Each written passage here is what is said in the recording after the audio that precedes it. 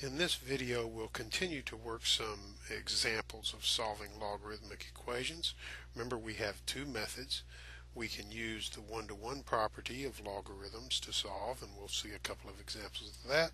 Or we can use, especially in the case where there's one logarithm in the problem, use the two-step method, isolate the log, change to exponential form. Okay, we'll start with the first one up here. It says 2 log x is equal to the log of 25. Now I'd like to isolate, let's see, I think I misprinted that. Yeah, those were supposed to both be log.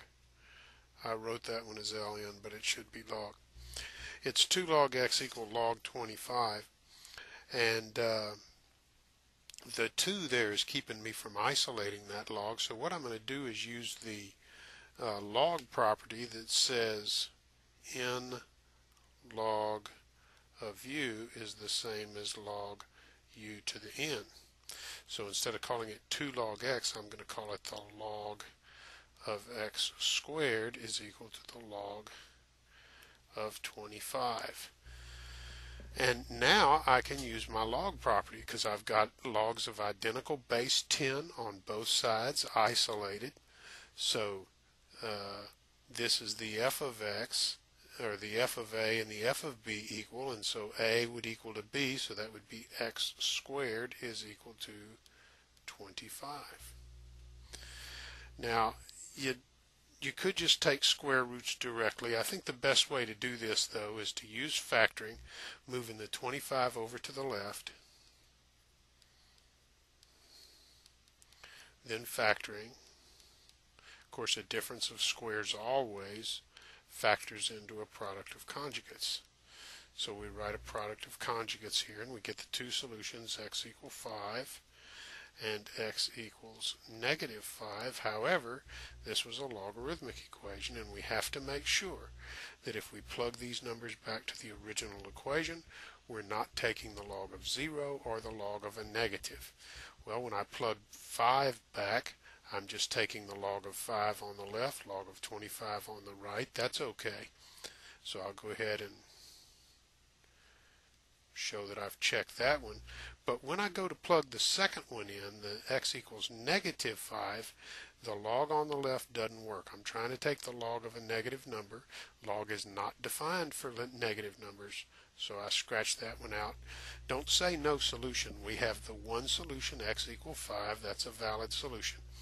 Let's go on to the second problem. This one says it's got a single log, so we're not going to be using the one-to-one property. Let's use the two-step method, isolate the log, change to exponential form. Now remember, the log part starts with the log, so you could try to isolate that, or you could change the log to the log of x squared as we did with the one on the left here. But let's just try isolating the log first. I'll move the 6 to the other side.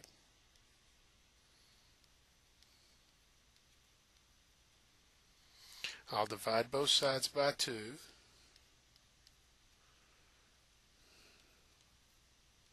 Now you can't take the log of a negative, but I'm not taking the log of a negative yet.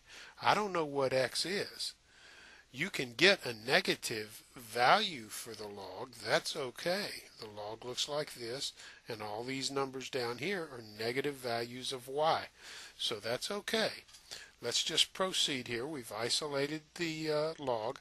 Let's change it to exponential form. If I read from the right, it says negative a half is the exponent of e. So I'll write that down. And it's the exponent of e that gives you x, so I'll write that down. And so I have x equals e to the negative a half. In your calculator, it would look like this.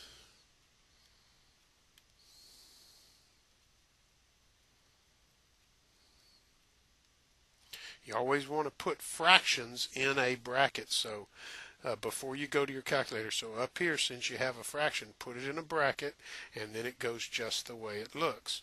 So let me put that in my calculator.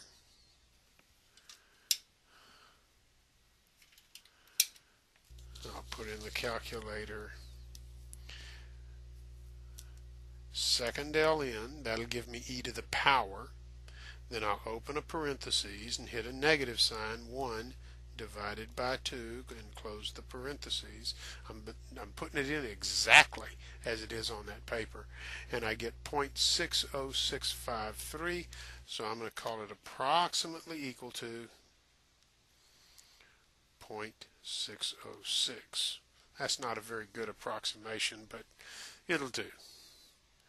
Now, does that cause me to take the log of a negative? Well, the only log expression in the original problem is the log of x. X is positive, so that's okay, and we have a valid solution. Let's go on to our last example here. Here we have multiple logs. There's no way to isolate the log, and there's no way to use the one-to-one property in the present form. However, notice all the logs are base 10. That is working to our favor.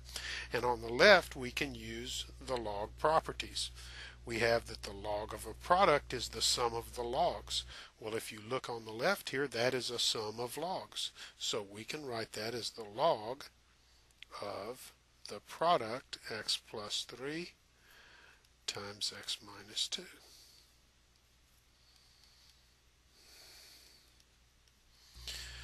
Now I have two logs with exactly the same base, so now I'm free to use the one-to-one property.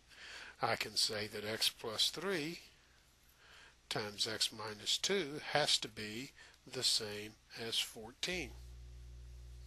If I multiply out on the left, I get x squared plus x minus 6 equals 14, or moving the 14 over to the left, x squared plus x minus 20 equals 0.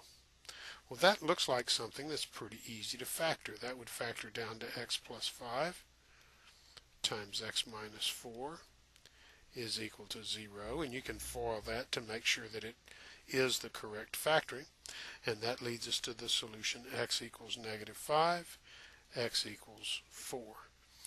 But since this is a log property, we have to make sure that substituting these back to the original doesn't produce any negatives.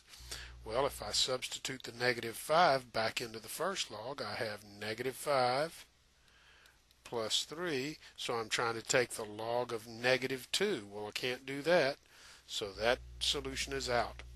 I go to the second solution, plugging in 4, I'd be taking the log of 7.